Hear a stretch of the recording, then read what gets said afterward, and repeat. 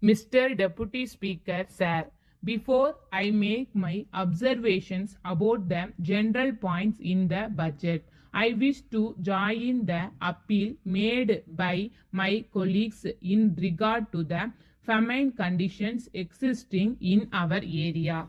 It is not as if the ministry is not aware of them, but I feel that it is our duty to bring home to the government the very acute condition of distress prevailing there. In the circumstances, personally, I feel that this budget session should continue for some months more. It is not too much to say that it is a problem for us to return to our homes. I hope the government will take all factors into consideration and do all that is necessary to create the purchasing power that is required in villages. I do not know how the government are going to manage the lean months. The finance minister thinks that the prices have stabilized, but I think that he is not right if he feels so. As far as I am concerned, I think he must proceed with caution and make arrangements to meet the difficult situation in the lean months. I leave the famine conditions at that.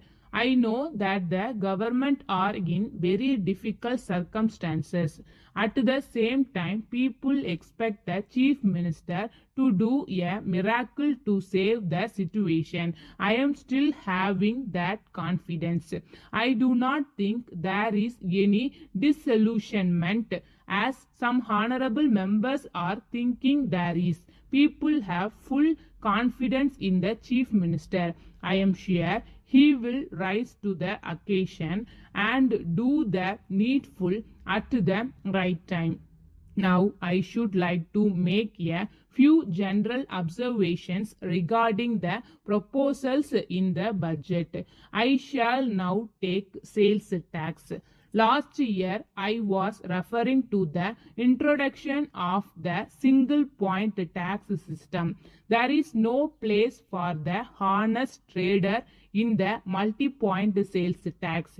Multi-point sales tax has made people dishonest traders.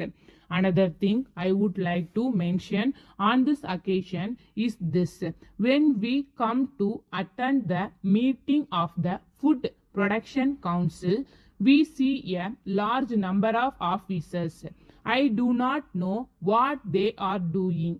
There are the district supply officers and there are also the taluk supply officers. I do not know what they are doing. There is no necessity for the farmer set of officers as they have nothing to distribute to the villages and the taluk supply officer is there. I do not know why these two posts are kept on without being abolished. The two posts can be combined into one and some economy can be affected. Then there is the Rural Development Committee. There is a rule that every month there should be a meeting of this committee. A large number of officers assemble in a village to disperse money and the amount that is spent on this account is not even equal to the amount proposed to be dispersed. It is said that we have been suffering for want of money. It is the duty of the center to see that famine does not occur. I think it is not for the state government to bear the entire responsibility. It is equally the responsibility of the center. It seems to me that some people feel that the responsibility of adopting relief measures is the direct responsibility of the state, but the center is collecting tax as much as it can. I think that our chief minister will appeal to the central government to give a better share to the state. Letter from Murali and Company, Chennai to Messrs. David and Company, Lucknow. Dear Sas, we are pleased to acknowledge receipt of your letter offering to act as our sole agent for the state of Uttar Pradesh, and we are glad to inform you that we have now decided to entrust our sole agency for your state to you.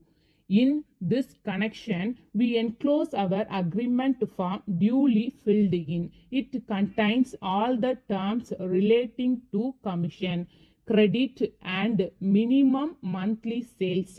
If the terms of the agreement are approved, you may please send one copy of the form to us after putting down your signature on it.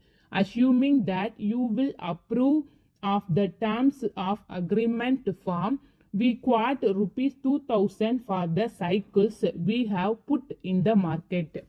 As the market tendency is upward, in view of scarcity of imported cycles, we would advise you to take advantage of the rate which is valid for all orders placed up to 1st December 2009.